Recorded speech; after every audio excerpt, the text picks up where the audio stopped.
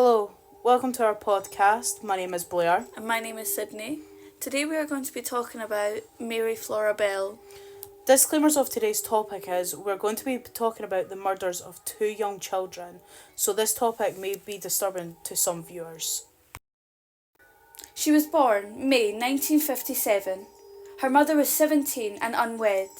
She was a prostitute who worked in Glasgow, Scotland more than anything, despite living in Newcastle, England.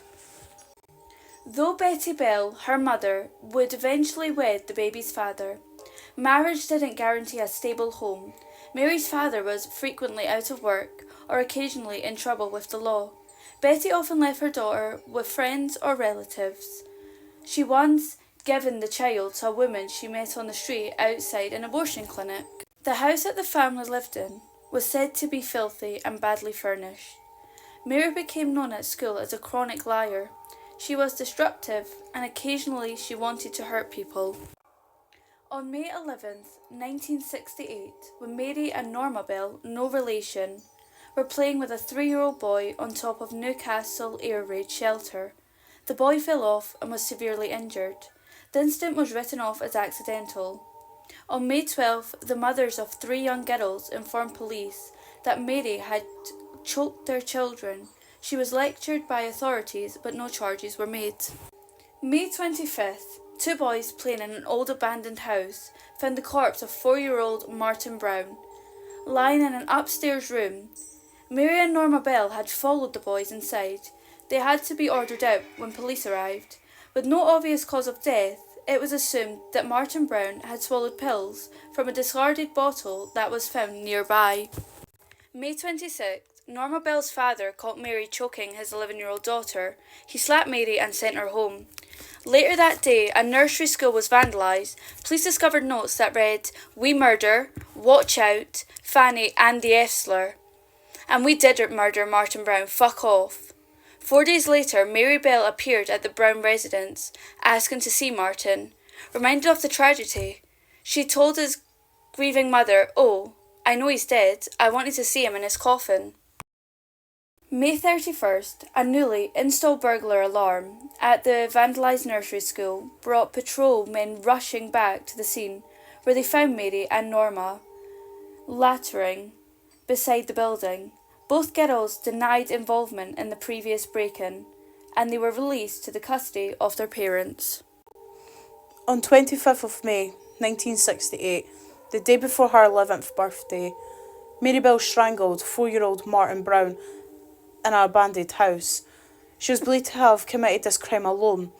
Between that time and the second killing, she and a friend, Norma Joyce Bell, no relation, aged 13, broke into and vandalised a nursery in Scotswood, leaving notes that claimed responsibility for the killing. The police dismissed this as a prank. On 31st of July 1968, the pair took part in a death again by strangulation of 3-year-old Brian Howe on wasteland in the same Scotwood area. Police reports concluded that Mary Bell had later returned to his body to carve an N into his stomach with a razor. This was then changed, using the same razor but with a different hand, to an M. Mary Bell also used a pair of scissors to cut some of Howe's hair, scratched his legs, and mutilated his penis.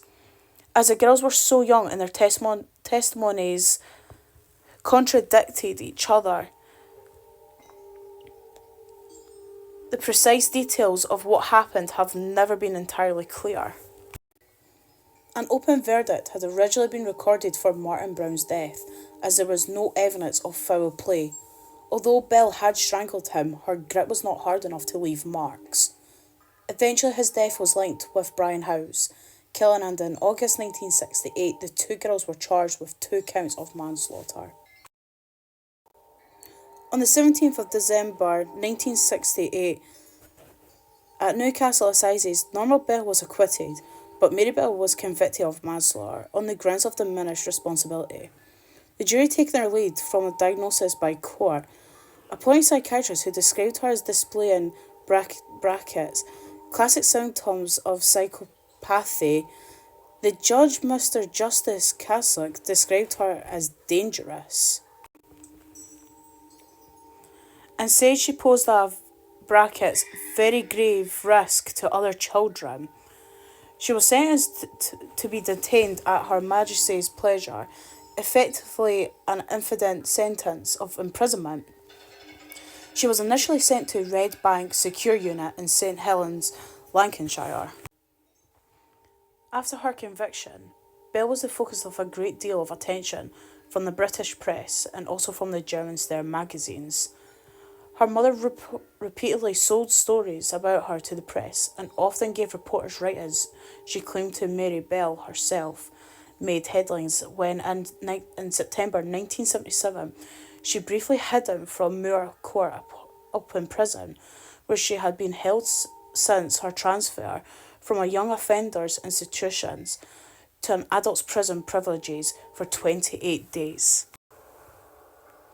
For a time, Bell also lived in a girls' remand home in Cumberlow Lodge in South Norwood, and a house built by a Victorian inventor named William Stanley. 1980, Belle, aged 23, was released from Askam Grange Open Prison. Having served 12 years, she granted a new identity, including a new name to start a new life with her daughter, who was born on 25th of May 1984. Belle's daughter didn't know of her mother's past until Belle's location was discovered by reporters. She and her mother had to leave the house with bedsheets over their heads. Belle's daughter's identity was originally protected only until she reached 18. However, on May 21st, 2003, Belle won a High Court battle to have her own identity and that of her daughter extended for life. Any court order permanently protecting the identity of someone is consequently known as a Mary Bell order. In 2009, it was reported that Belle became a grandparent at the age of 51. So, let's rewind this back a wee bit. What's your thoughts and opinion on her childhood environment? To be honest, Blair, I think when she was young, obviously, she didn't have her mum there very much. And she probably saw her dad doing things that, you wouldn't want a child to really see. Like all the crimes that he committed. They were just petty. So obviously, she didn't really get taught right from wrong from either of them. What would you say your opinions are, though? No, 100% agree with you. I was saying, she never had someone to teach her right from wrong, but at the same time, two innocent little boys' lives were taken because of this child. The fact that she showed no remorse for these kids or their families is absolutely disgusting. Yeah, true. It's not that, there's no excuse for obviously what she has done. Just because your childhood was, shitty, pretty much, doesn't mean that you have to take two innocent little boys' lives. They done absolutely nothing wrong. No, exactly. No, my heart absolutely goes out to their family and friends and loved ones, whatever, but if I'm being completely open and honest with you, I personally think 12 years in prison it's absolutely shocking considering she's took two innocent little lives. People go to jail for less, for more time. No, that is true. That actually is really true. 12 years, it's not enough. I don't know how they even thought it was enough. But it's also the fact that she was allowed to keep her child, despite what her crimes were. No, exactly. People have their kids taken off them for, less. I don't think she should have been allowed to keep her child. Surely anyone in the right frame of mind would have thought she would be in danger. No, exactly. It's not just that, though. When obviously she was let out, she got a new identity. So obviously no one knows who she was, where she was. And obviously, it's not that. Could you imagine how scared her child was? Are you talking about when the reporters came to the house, yeah? Yes. No, I 100% agree with you, but do you reckon after she found out what her mother done to Martin and Brian, do you think she could look at her mother the same way? Because, I know personally I couldn't look at my mum the same. No, see, I do agree with you there. I do. That is a good question. It's not just that. She became a grandparent, and obviously, at 51, but the question is, does her child allow her to see her grandchild? Because I don't think I could. Knowing what my child done, my mother done, sorry, to 2 children. I could never allow her near my child. No, exactly. Like, honestly, mate, like, if I was Mary's daughter, I would cut contact with her, especially knowing exactly what she'd done. There's that, like, she could be putting her own child in danger because of this. No, that is true. But the main question is, has she really changed for the better or for the worst?